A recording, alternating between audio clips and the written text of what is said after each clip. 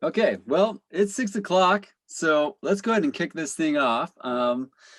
My name is Abram Dickerson. I'm the director at Aspire Adventure Running, and really excited to have folks tuning in with us for the screening of Mountain Missteps, which is a production of the Trail Running Film Festival in partnership with Backcountry Medical Guides.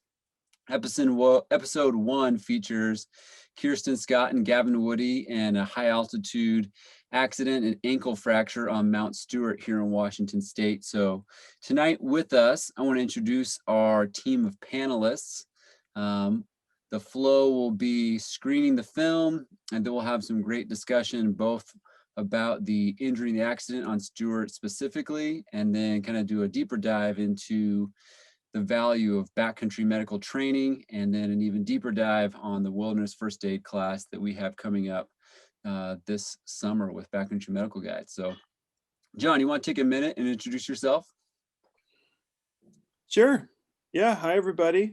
My name is John. I'm the executive director for Backcountry Medical. Been a paramedic and flight medic for 20 years. And yeah, just real excited to be here and be involved.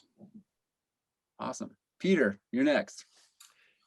Hi, my name is Peter Robert. I'm actually a grad student at Southern Oregon University right now in the Outdoor Leadership Program.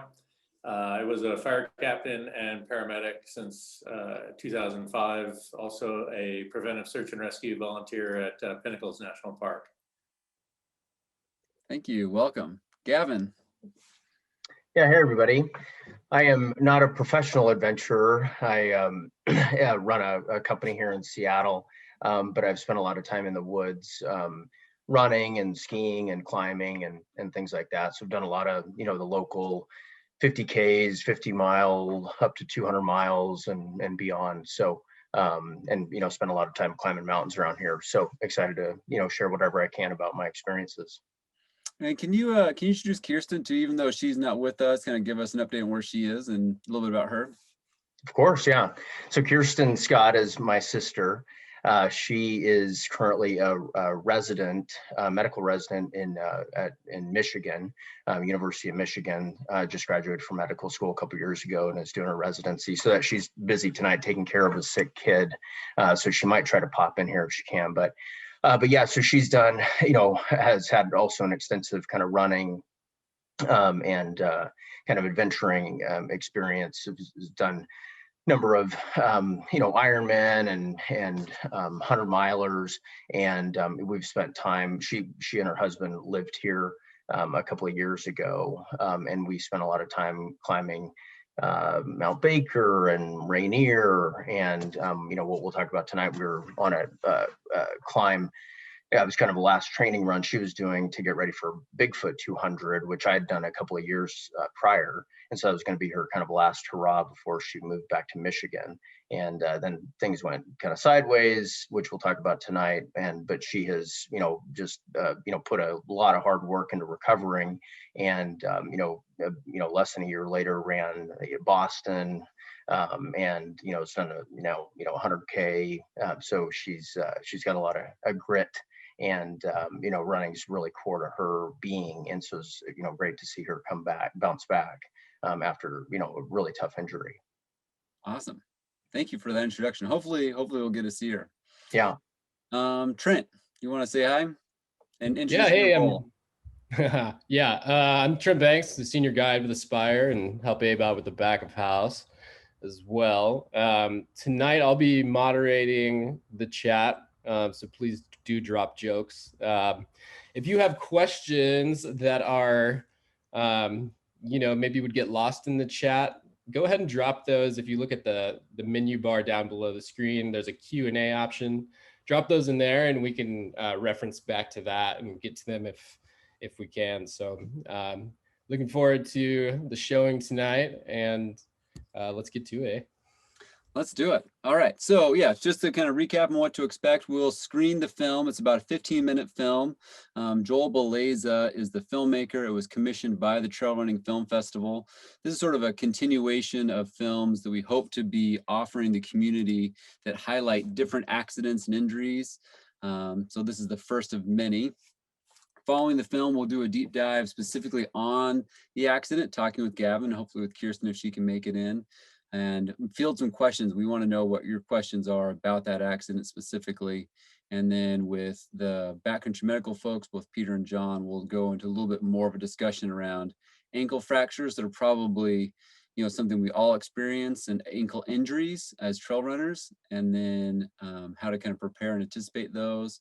And then we'll spend some time talking about the wilderness first aid class that Aspire is hosting in partnership with Backcountry Medical Guides, and talk about where and how to get some more training specific to runners and first aid skills. So without any further ado, I'm going to do a screen share, optimize for video, and kick this thing off. So, and what I'm gonna do too is I'm gonna actually mute the panelists, because I found last time we did this, it kind of, there was some background talk. So panelists are now muted. And we are going to screen share and go. And hit the ground really hard, pick myself back up, put my shoulder back in. That's when things started to degrade. And at that point I became severe, uncontrolled hypothermia. Less than 100 miles from the finish away.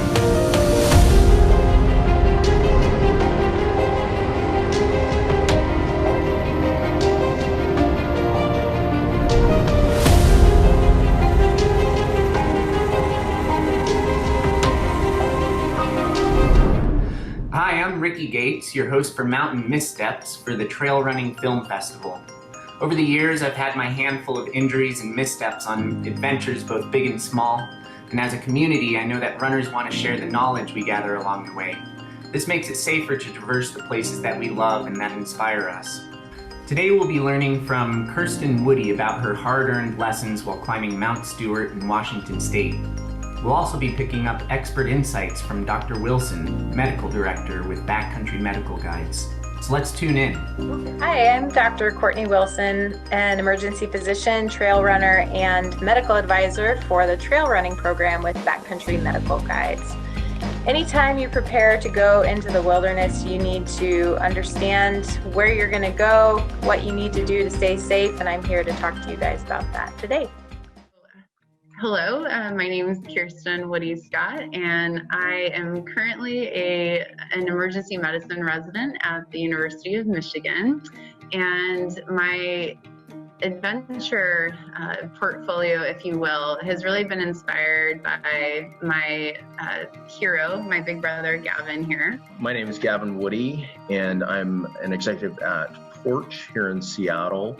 I'm also the former board president of the Mountaineers and a board member of the Northwest Avalanche Center. I had wanted yet again to follow in Gavin's footsteps to try to run the Bigfoot 200. It would have been my longest ultra to date. I've done a number of hundreds and other distances, but this was definitely sort of what I felt could be a perfect exit to the Pacific Northwest of just really traversing that beautiful terrain. We had plans for kind of a big push, kind of my last training run. So that was sort of, at least from my perspective, the buildup for our Mount Stewart adventure. So the most important part to any trip is preparation. And preparation goes hand in hand with prevention when it comes to making sure that you have a successful adventure. Most people are pretty familiar with the basics of trip preparation, meaning they get a map, they check the weather, they think about food and water, making sure that they know where they're going and what their resources are going to be like when they get there. But equally important is thinking about who you're going with and what the abilities of those participants are. Sometimes people won't actually feel comfortable saying that something is out of their skill set, and it will be up to you, the trip leader, to identify the skills of everyone in your group and make sure that the adventure you have planned is really well aligned with the people who are participating. we snapped this photo together at the trail entry. It felt like a wonderful reunion because we were about to go adventure together, and he's my favorite adventure partner in the world. It was a beautiful day. I was super strong. I've been doing like 100-mile weeks in terms of my training. And we had helmets, ice axes, and crampons as we ascended the Cascadian. Being on snow with crampons and ice axe is actually more secure, given the right conditions, is actually better than being on loose, rocky terrain. We had definitely just passed 9,000 feet, because I remember looking at my watch and seeing the elevation gain. So, and the summit's at 9,800. And so we were kind of on that last turn, kind of home stretch to get to the summit. And at that turn, I had made a step, had my ice axe in, always having multiple points of contact, and my left foot slipped. It happens like that. And it's a surreal moment where, I was cognizant I'm falling and I'm trying to self-arrest. I could hear Gavin saying self-arrest, self-arrest. But the nature of the fall was not this controlled slide. I kind of fell backwards and was tumbling essentially. But then everything stopped immediately when I crashed into this truly miraculous feeling rock pile. And thank goodness, the helmet was also life-saving. That if me catching that crampon with my ankle kind of was what forced me into that rock pile, that might have been the life-saving injury for me. An important part of prevention and preparation is thinking about what might happen if the unexpected happens and you are forced to spend a night outside in an unfamiliar environment, which might actually be very cold. So thinking about special equipment that you probably wouldn't need if everything goes right, but that would be potentially life-saving, like a headlamp or an emergency bivvy, are things to think about when packing for your trip. Felt like forever, just methodically, placing my ice axe every step, down climbing, getting a secure foothold. Wanted to get to her as quickly as I could, but do it as safely as I could. And so I was just looking up at the sky thinking, I'm alive, I'm breathing, I'm able to at least think I can move all extremities, because I think just in my medical training, we think about ABC, so airway, breathing, circulation is sort of our trauma training, if you will. As Gavin was kind of making his way down to me, at least communicating like, okay, like, pretty sure it's fractured. I could see it misplaced. I could see blood. Panicking is not useful. When you're assessing an ankle injury, there are a couple of key things that you want to think about. First, what is the color of the person's foot? Does it have normal color? Second, can you feel a pulse? There should be a pulse on the top of the person's foot, and if you feel a pulse, that's a really good thing. Third, can they bear weight on that foot? It was a warm day. I was climbing in a tank top and running shorts, but we had all our extra gear. Kier had her puffy jacket, put a raincoat over that, gave her puffy pants. I had rain pants, so I wore those. And then also got this insulated pad out to get her off the snow. Well, I don't think there was ever a point of debating, do we need to call for help? Gavin had his Somewhere app that was able to at least reach out to Sarah, his wife, to kind of start the discussion about like, we're in trouble and we may need help. As we were communicating back and forth, we actually heard voices, and we actually had started calling after them, and it turned out they were climbers that had ascended the North Ridge. And so that was a great relief, even though we had enough gear to, stay there, overnight or until the rescue occurred. Just having the extra help there. They had extra gear. They had a sleeping bag.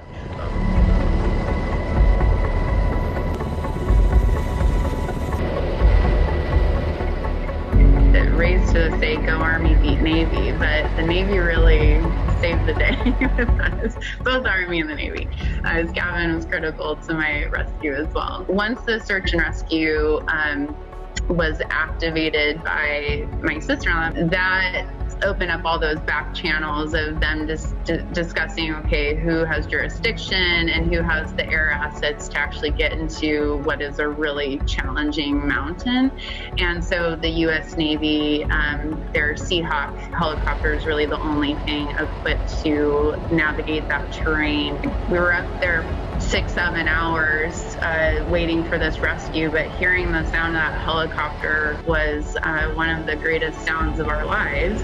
These incredible heroes who are just, you know, I mean, they risk their lives to protect us, who love the mountains and do these rescues throughout the Pacific Northwest. They're just incredible. I'm moving on. Nice to meet you. Jason, thank you so much. I know it happens. Very grateful. Yeah, it happens all the time, especially out here. You know, some of those, just the rotor wash could have blown stuff around. That was the other reason for us to start descending earlier than before Kier got picked up, and then seeing, you know, what I thought, which it was Kier in the basket with a headlamp on, you know, coming up, you know, to meet the helicopter. You know, not in the middle of the night, but definitely, you know, full darkness was a pretty crazy experience to see that happen. This is the last ride in my life. I'm going to have fun on this one. So I will say getting lifted into that chopper was a great adventure. And it was the most beautiful view of Stewart, because the moon, just sort of the way it was lighting up, kind of just the outline of the mountain. It was beautiful. So all in all, I've been fortunate to have a lot of experience in the mountains. And I think my key takeaway from this whole experience is that, you know, bad things can happen to very experienced people. A lot of times we think that accidents only happen to people who are inexperienced, but actually accidents can happen to experienced people. And so the takeaway here is that we need to be prepared if an accident does occur, so that we can take care of ourselves, either self-extract, or in this case, we had to call for a rescue, and we were able to be safe until that rescue occurred. I mean, the only way to not get injured in the mountains is to never go to the mountains. And they are a wild and beautiful place. We cannot predict every step. And so to the degree that we can mitigate the chance of putting ourselves in, you know, excessive harm, putting others, like our search and rescue colleagues, at excessive harm or risk is really important in making those decisions.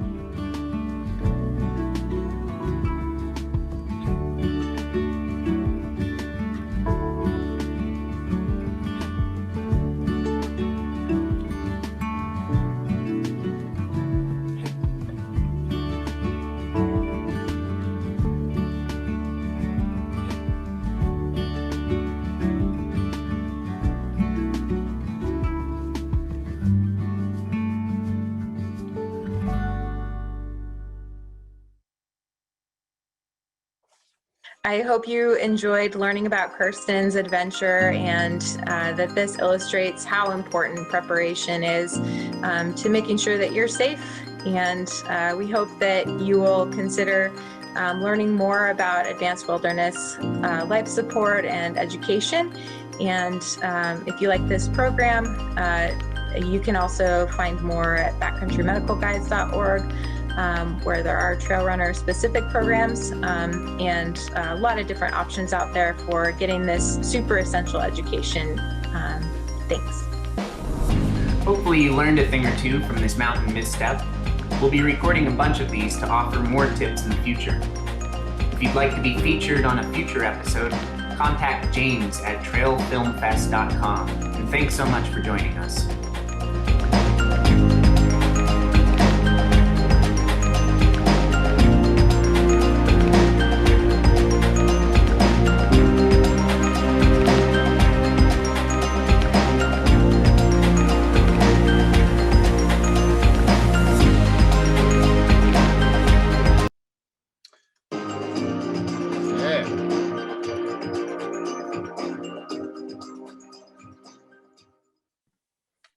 All right.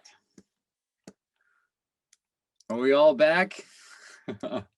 Did technology work for us? Oh, I got to unmute people.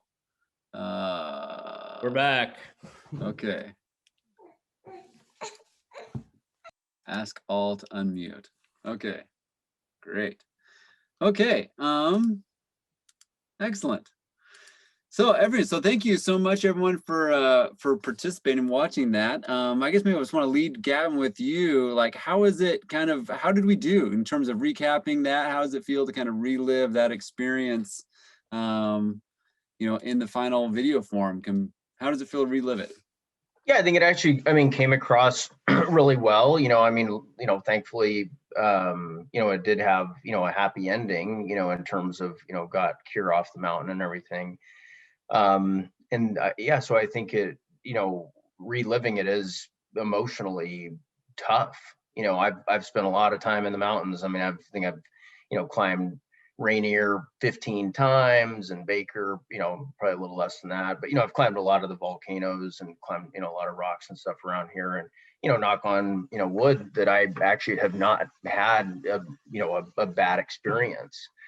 And so for this to happen with my sister, you know, with anybody would be, you know, very tough to see a fall like that. And then for it to happen with my sister was just, you know, yeah, it's tough to remember, you know, and, you know, I think what did come across there was, you know, I so wanted to get down to her as fast as I could, but I knew that, you know, me rushing, you know, was going to be bad. But I mean, I really remember that part, like just wanting to just like slide down and get to her, you know, but that would have been a very bad thing to do.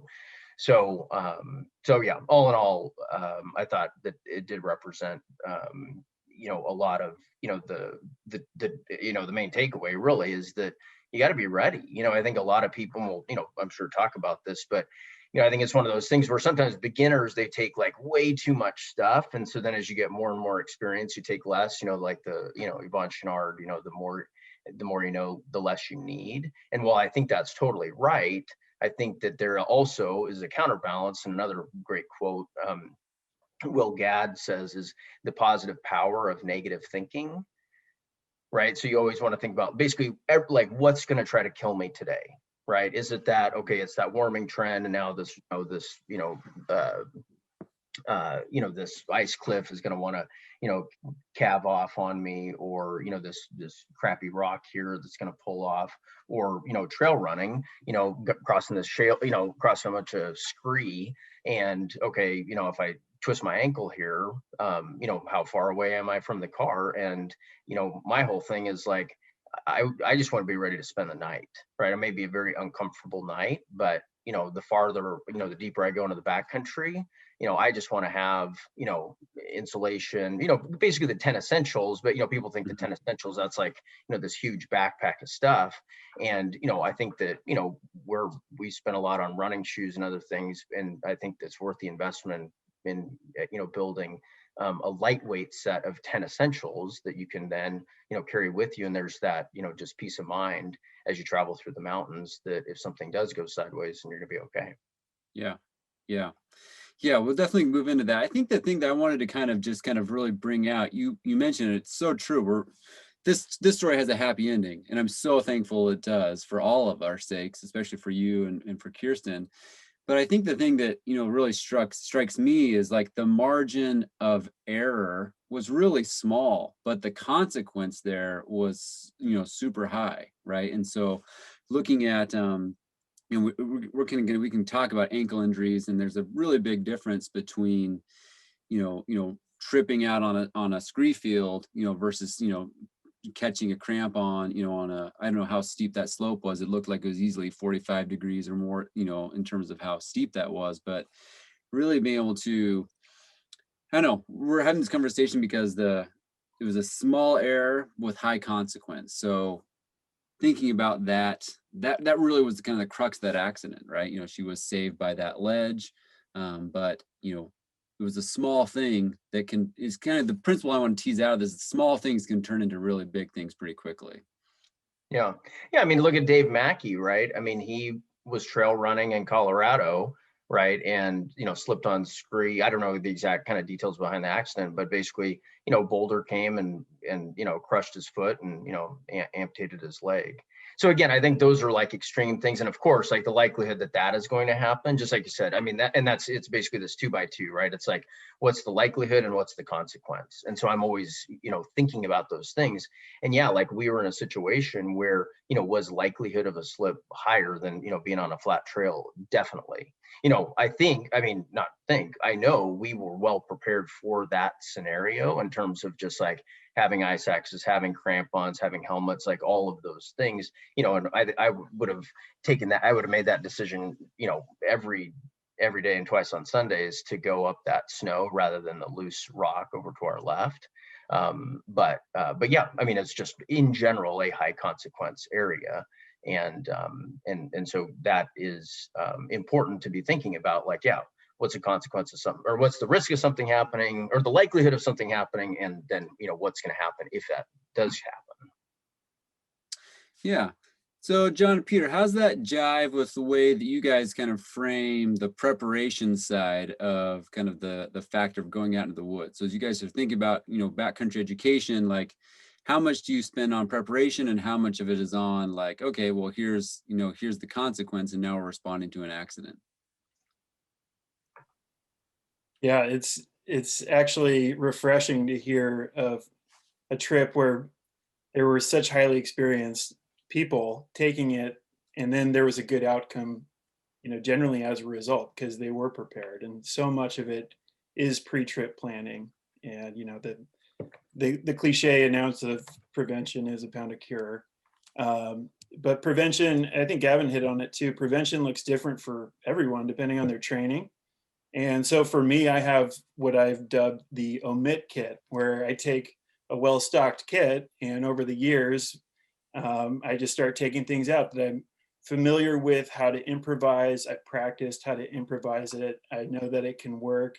And my kit has gotten smaller, but some things will never, ever be able to, completely be removed, like a headlamp, like a space blanket. But knowing as much as I know about space blankets, I mean, some of them are thin and small if you buy the generic ones, and then you spend $10 and you can get a full bivy sack in the deal. So, staying prepared is a huge part of every wilderness medicine course, I hope.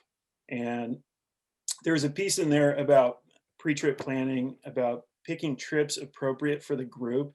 And that is the one type of pre-trip planning I see break down the most is, everyone's excited. And I had this today skiing at Mount Baker. Everyone's excited and everyone's going. And so there could be a loose end that's not going to speak up.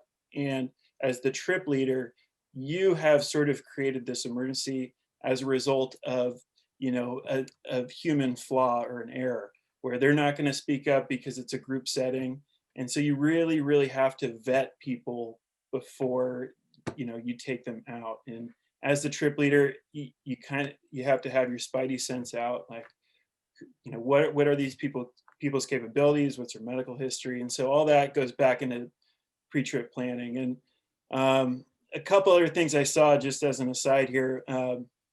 One thing that Gavin was touching on about his pre-trip plan, about, the clothes he brought and the bivy and having that unexpected night out, staying warm is so essential. I mean, having worked on a helicopter for 5 years, we couldn't fly a lot, and we were different from the Navy, but there's times where you're not going to have that kind of response. And staying warm, keeping warm starts the second it happens. And Kirsten mentioned it, the ABCs, airway, breathing, circulation. It goes on as D and E, and D is the disability, what's the main problems, and then E is the environment. And right away you start thinking like, okay, we got to keep this person warm. I know it's, really close post-accident, but already we're getting our warm clothes out. We can get them off the ground, because once people start getting cold, you can't really replace that temperature quickly or efficiently in the wilderness. And core temperature is essential. There's a whole, I could talk about this for hours, but I won't. Keep people warm. Don't ever let them get cold. They'll never get warm again. And anyway, so prevention. This is really good. This is really good because it ties right back into this, because we have an audience of runners here, right? These are folks that are, like to move fast. They get deeper into the wilderness.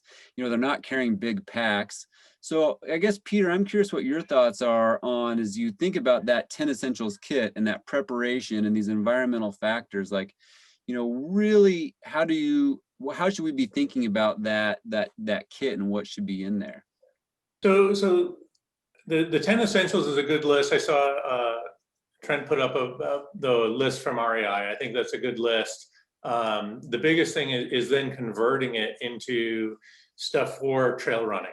So getting the lightest, the smallest equipment that you can afford is going to be, how you build that kit. My biggest thing, like from teaching, is like everybody wants to know what to put in their first aid kit. The big thing, what Gavin did was the whole pack is the first aid kit.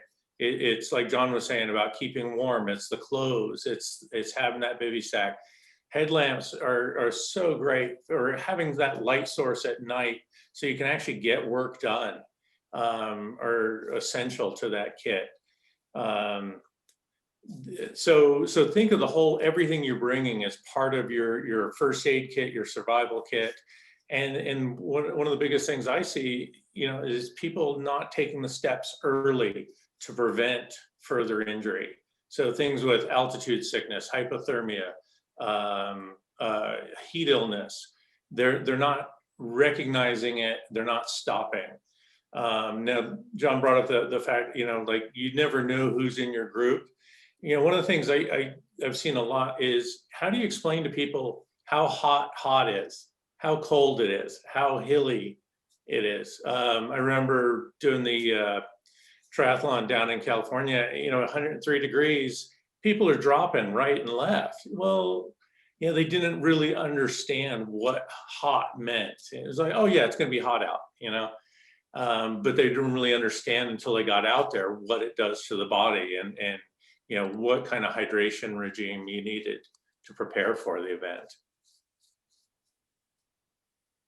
Yeah, I'd like to piggyback on that and just kind of summarize, but having clear expectations for people can be hard to define, as Peter is talking about, but a lot of effort should go into that beforehand. And I like what you're saying, Peter, about everything is your first aid kit, and Gavin talked about it too. He wanted to glissade down immediately to help Kirsten, but he stopped. And they say the scene, make sure the scene is safe and whatnot. They also say to stop, and stop is to stop, think, observe, and plan. And you can recycle that adage anytime you're making a decision. Stop, think, observe, and then plan. I was responding, I was in the Tetons, I worked as a ranger paramedic out there, and a climber fell right in front of me, a soloist with no ropes, and he fell and trundled down a scree field. And I went down to him immediately. I had my park radio. I was off duty, but I went down to him and he was pinned against a tree. He was very badly injured. He had multiple fractures. One of them was open. He was semi-conscious. And it was very concerning. There was other people in the area, and I started to call around and also call on the radio. I knew help was coming because rocks started falling down towards us because we were in this loose gully. And at that moment, I thought to myself, this scene safety concept is thinking about scene safety for the patient, it's thinking about scene safety for you and all the other people, but it's just not at that one moment, it's for the entirety of the rescue. And so ideally, if I had to redo that call, I would have elected to find someone from the crag and post them above us so that people weren't kicking rocks down upon us. It's that kind of, you have to really slow down and before you can speed back up again. And anyway, that was something that struck me about Gavin's testimony. Yeah. Yeah, there's some questions here. I'm kind of, we've got a trail running audience, so I'm kind of, and I kind of want to kind of tease a little bit more with this idea of preparation in relationship to the accident. So like, let's say, Kirsten's accident was, high up on the mountains on Mount Stewart. Let's say someone is out in their, maybe they're doing a 20-mile run, in the woods or out in the desert or in the flats. And then ankle injury, say there's an ankle roll, right? So let's go with a similar injury. I'm curious, Gavin, what you would have done. I mean, can we kind of maybe contextualize this a little bit differently and say like, okay, well, how would you have packed differently and how would you have responded differently to something that was maybe less life-threatening, less high altitude, but a similar ankle roll or ankle fracture or, the other kind of lower extremity injury? Yeah. How would you think about doing it on a run versus in the mountains? How would your pack be different? How would your thinking be different? Yeah, I mean, so I have lots of gear, and I'm constantly trying to choose just the lightest, setup that I can, kind of get away with, and it all depends on how far away you are and how many people you're with, right? Because if you can combine gear, like we did a big, 25-mile trail run at Tiger yesterday, but we were like, I mean, if somebody had gotten hurt, we could have like kind of stacked gear and so, I didn't carry like, I didn't carry a puffy jacket. Now, normally if I'm going to go by myself and I'm going to be, deep in the woods, like if I was going to go do a loop in the Alpine Lakes or something, I'm always going to carry a puffy jacket. And I've had, lots of them over time. I've had like this, lightest Montbell down jackets, but honestly, the Patagonia Nano Air is just unbelievable because it's compressible. It's warmth of down, but doesn't. But if it gets wet, it's okay. And anyway, I think that because basically for me, and some people are different, but when I stop, I get super cold. And so I don't want just something incrementally better, like another shirt. I want something like, that is going to actually keep me warm, as well as like, lightweight gloves. So if, like I said, if I'm going to go like do a loop around the Alpine Lakes, which, if it's a lot of elevation, you're going to be, you're hours away from getting back, then that's what I carry. Along with kind of this other stuff we can talk about. But if I'm going to just go at, around Tiger, where there's going to be multiple, kind of points where I can access, roads, then I'll carry, another t-shirt. So if I'm, sweating and then I want to get warm, I can put the t-shirt on, and then typically either like a Houdini, Patagonia Houdini or a raincoat.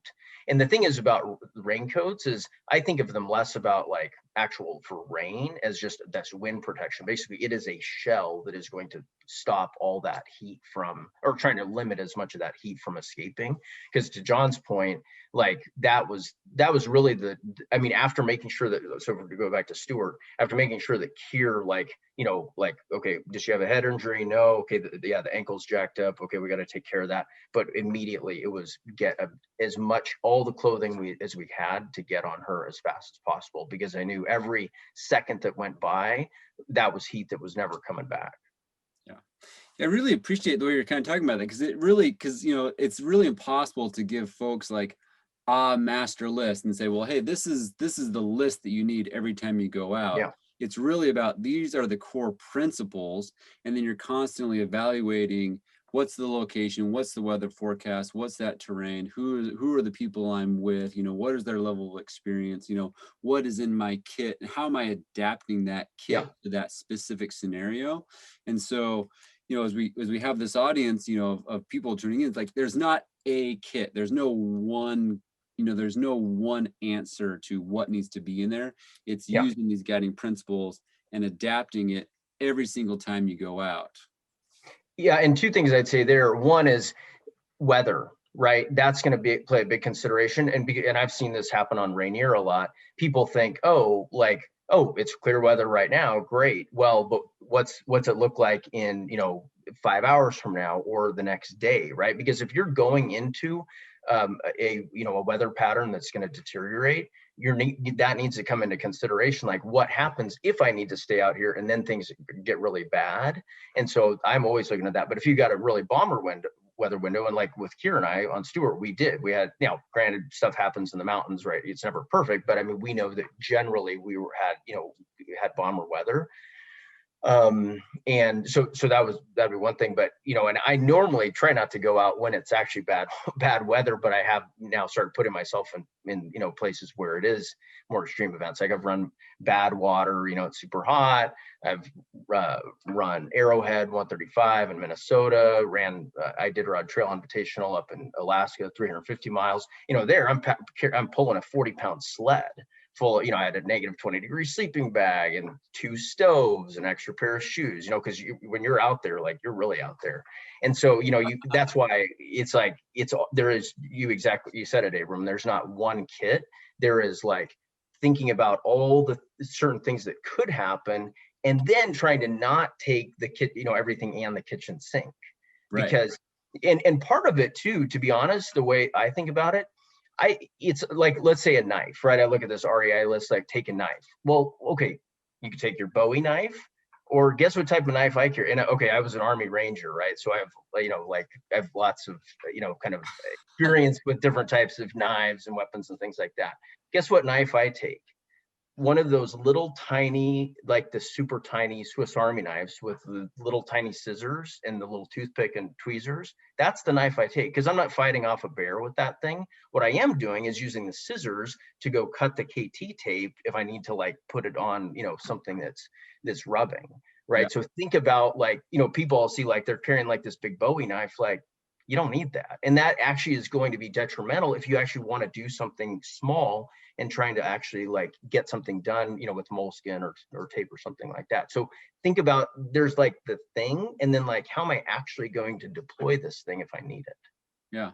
Yeah, I really appreciate you bringing up the examples of, that different size kit, the different tools you can use, right? Because if you think about, running Arrowhead or up the Iditarod, the principles don't change, right? You're still dealing with environmental, weather, conditions, heat loss, so the principle of how you're going to prepare for that specific situation is the same if you're preparing and thinking about, heat loss on Rainier, or, if I'm overnighting on the Wonderland or whatever that is. And so going to kind of turning it back to Peter or John, like, as folks who are responsible for teaching these principles, how have you developed your curriculum to be able to teach these core principles and then allow people to adapt them to these different situations? I'm thinking about runners, but how do you organize that in a way that helps people kind of, like, develop that criteria and thinking process for their own preparation? Well, I think, go ahead, Peter. I was going to say, it kind of goes back to Rhonda's question about, what else should go in the first aid kit. What we think of is, what things can't you go without? What can you not improvise? So, like Gavin used the example of the knife. I mean, in a trail running kit, it could be just a straight edge razor blade, just a small lightweight razor blade covered with tape, over it. You're not doing anything major. You just need to cut clothes and cut tape, and so it doesn't need to be elaborate. It could be lightweight. But it's what are things that are impossible to improvise? Because, like, I was looking at Gavin's situation in the movie. It's like, okay, we've got an ice axe there, we have a pole, I've got splinting material, I can cut clothes, and there's so I don't need all the different tapes. Now duct tape's great because it can be used to improvise all different kinds of stuff, from equipment repair to first aid. So it's a good multi-purpose tool. And that would be the other principle that we're looking for, are multi-purpose tools. And I do want to add just a cautionary note, in that all of these things make sense when you think of them, but they don't work well the first time you try them. And Peter and I have done this with a number of classes, and we'll give them, zero equipment, maybe a set of scissors, and say, hey, go make a splint. And it's not as good as the third one they make. And so to Abram's point, doing this in context, I think, is really important. Skills classes, I mean, this year we've put together an online program, which is the first one we've had to do. And we've put a lot of work in it to make sure that people can take as much as they can out of it. But the skills, the hands-on skills, the scenarios, having your adrenaline spike in a situational context to then go and work out these problems, because like anything, it works a lot better after you've practiced it. So, that's what we're trying to do with our mountain biking programs, our trail running programs, ski, snowboard, and so forth. But I will say that all wilderness medicine programs are worthwhile to take. And a wilderness first aid class is a 2-day class. Most people, the most common questions we get are, 1, what to put in a first aid kit, and 2, can we teach the class any quicker? And a lot of people don't want to spend their whole weekend, but I personally am very vested in people's experience. And the longer the class, the more time you have to work out these issues, the more success you'll have in the field. And the more often you take them, the studies indicate, the more successful your skills would be as well. So, wilderness first aid is a great baseline class, 16 hours. Knowles, remote medical, wilderness medical associates, they're everywhere. And then a wilderness first responder, if you do have the time, go out and get one of those. You can apply it in your mind and in context in class, but then take everything and try it with what you're going to bring trail running and see if you can get the same results. There was a couple of comments I saw in the chat. What do you take? I got 400 ibuprofen and Tylenol, duct tape, and athletic tape. And that's a really good start. My dad sold duct tape for 25 years. I can do anything with duct tape. That being said, bringing extra headlamp batteries. I mean, if you're really planning for the unexpected night out, knowing your headlamp well enough to know which lumen settings they have, and knowing the strength of your batteries and bringing an extra spare. I really like trauma shears. Trauma shears are the scissors that you see in a lot of medical kits. They're really inexpensive, but they're blunt. And so you can't do more damage with them in an emergency when your hand, could be shaking. They also can cut quarters in half just by the sheer physics of them. They are incredibly strong. So I think that there's value in them. Now, in a trail running application, maybe you don't have them for your day pack. Maybe you have them for what would be like some of your longer outings if you needed them. Tweezers, Gavin touched on tweezers. You can't improvise them. I haven't figured out a way to do it. And then having the knowledge, the essential knowledge in your core, how to treat life threats. I mean, most people aren't thinking of trail running and tourniquets necessarily in the same vein, but being able to address the life threats, that's the ABCs. Some of these things you don't even need equipment for, but it would be the most essential equipment in your pack, is how to keep someone's airway open by rolling them into the recovery position. And, do you know how to rescue breathe for someone? And do you know how to stop severe bleeding? When people are bleeding severely, you got to either stop it through direct pressure, wound packing and direct pressure, or a tourniquet. And can you improvise a tourniquet? Because the studies show that people think they can improvise tourniquets, but they can't, because it comes back to that same thing. It's like, I have the skill in my head, but I haven't practiced it a ton. So once you have the life threats, now you have time to, plan for that unexpected night out. And really, it comes back down to doing the best you can with all the equipment you have, with everyone that's else is around you, pulling all of your resources together.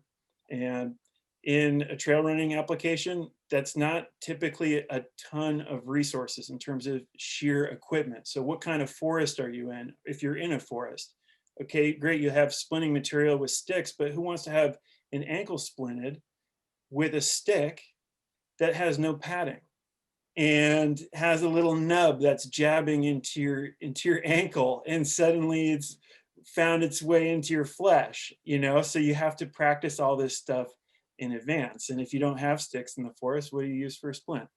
And do you need a splint?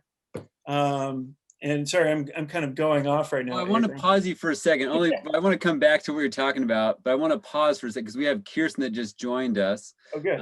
Kirsten, are you there? Hey everyone. Hey.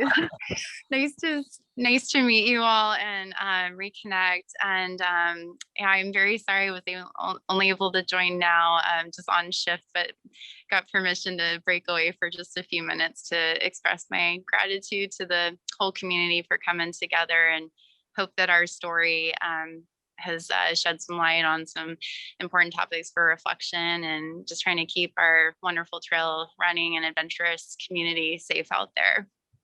Yeah, it's so great that you and Gavin both been willing to kind of share your story and be with us. I think the question that I think everyone would like to know is, like, how are you doing now? What has your life been like since your injury? How have you recovered?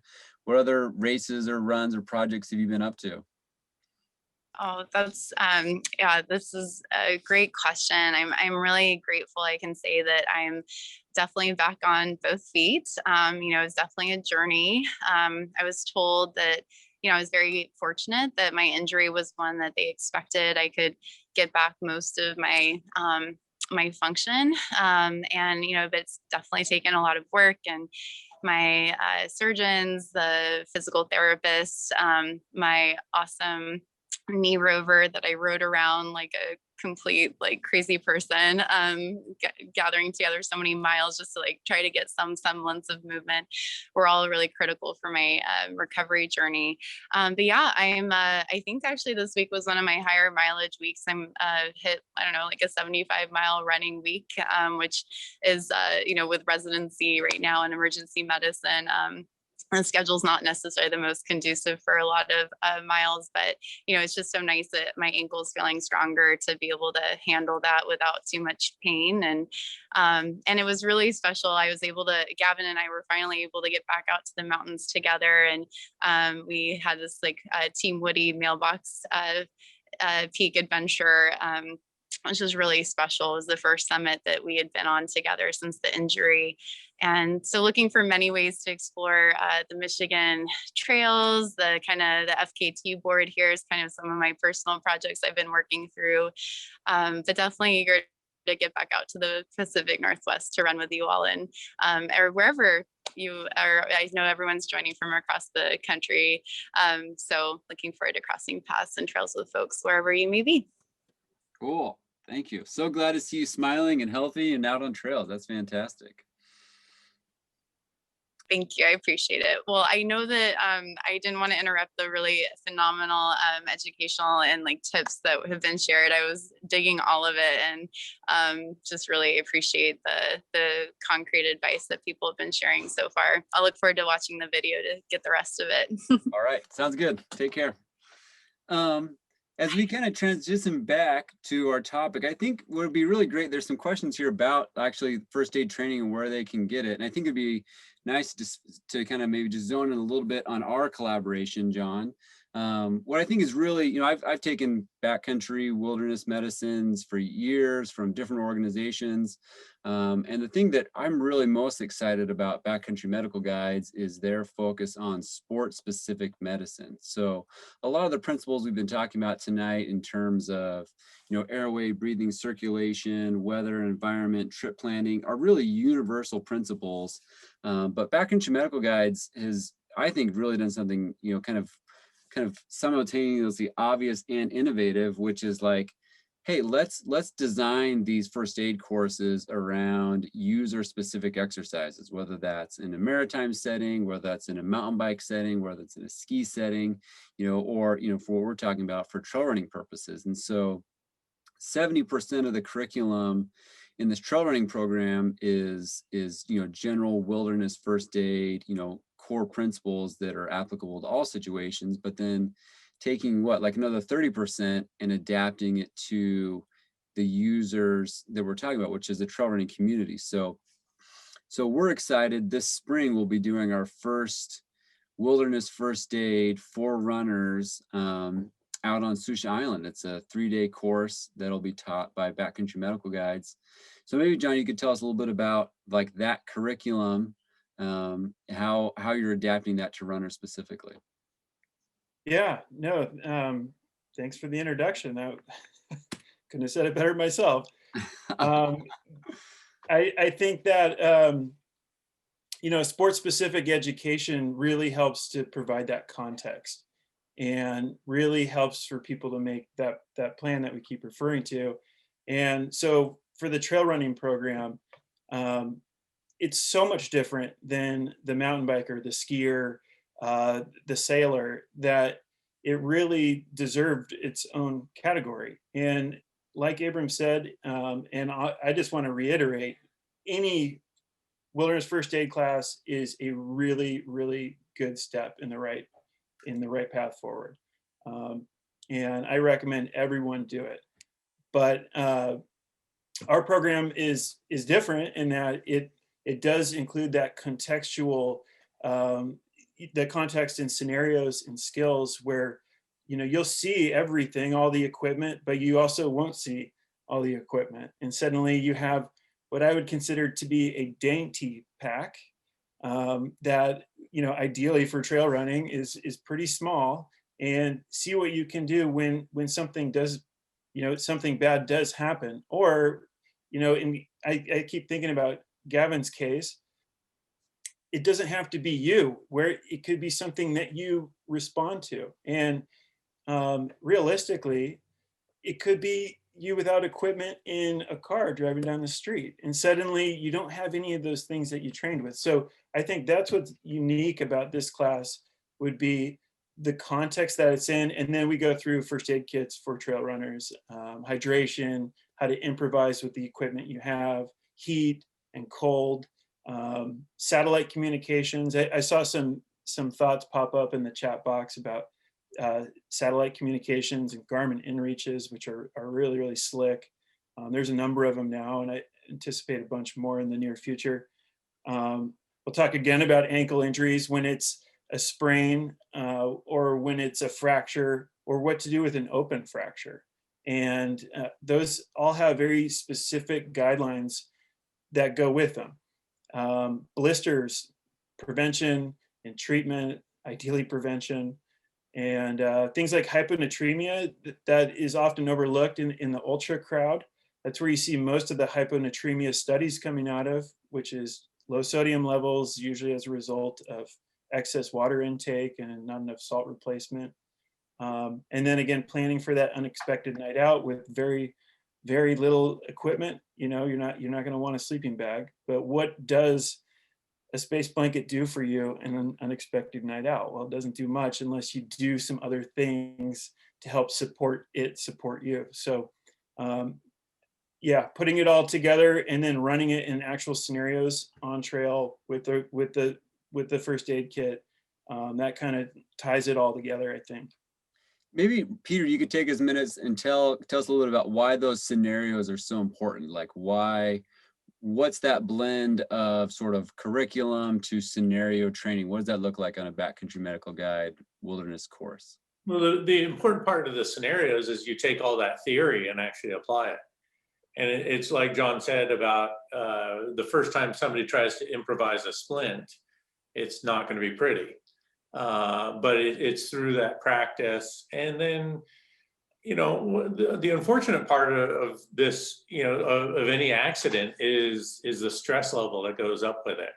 And so that's like when Gavin said about slowing down and taking his time to get back down and recognizing the other pieces of that scene, and scene safety is so huge. And so that's what we do with scenarios, is practicing to go through that so that it becomes muscle memory.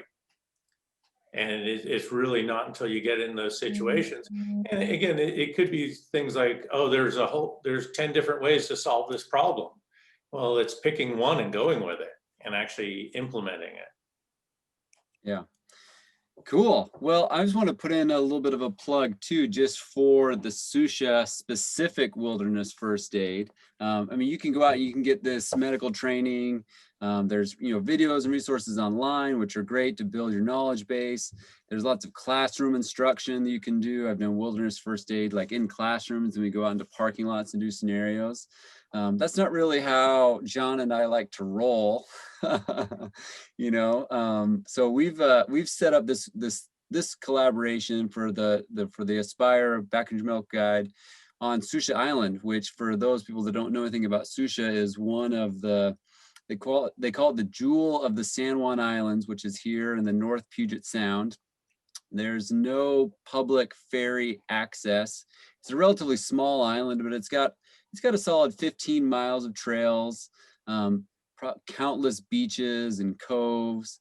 So we coordinate. So Aspire's role in this is we coordinate all the logistics. It's a place that we take runners out to in the spring. It's a place where we camp on the beach and cook all the food, and there's great trails to explore. And so it really is an ideal place to kind of really be able to step away from a busy life and routine, spend a weekend out on the island. We coordinate all of the transportation out there via private boat taxi, camp out on the beach, and have 3 days of instruction, food, beach camping, and there's time to go for runs. So the great thing about doing sport-specific medicine is you're there with a community of people that you want to run with anyways.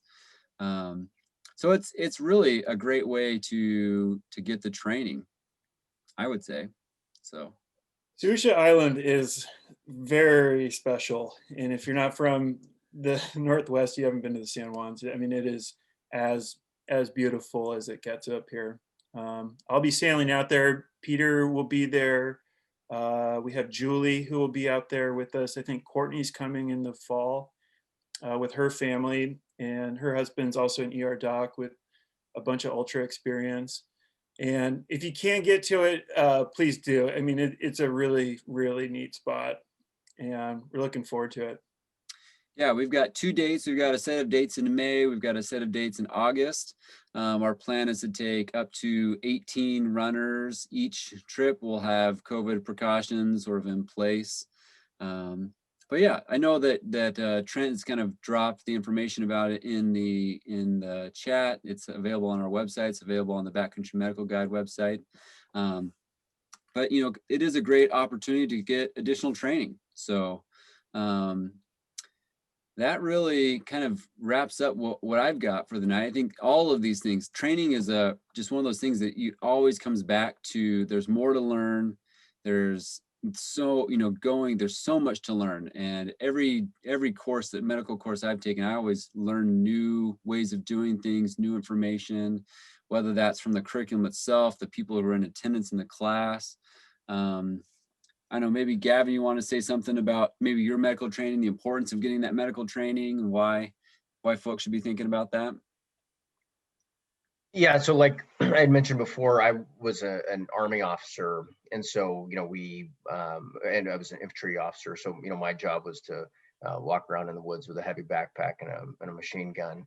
And so we were our motto was train like you fight, right? So we were conducting, we're jumping out of airplanes, we're rappelling out of helicopters, and so people got hurt a lot, right, just in training. And so just always having medical training just on a recurring basis was really important for us. And so kind of what John was saying, it's not like something you just show up for one time, you read, watch a video and like you're good, right? It's just constant muscle memory, seeing different situations.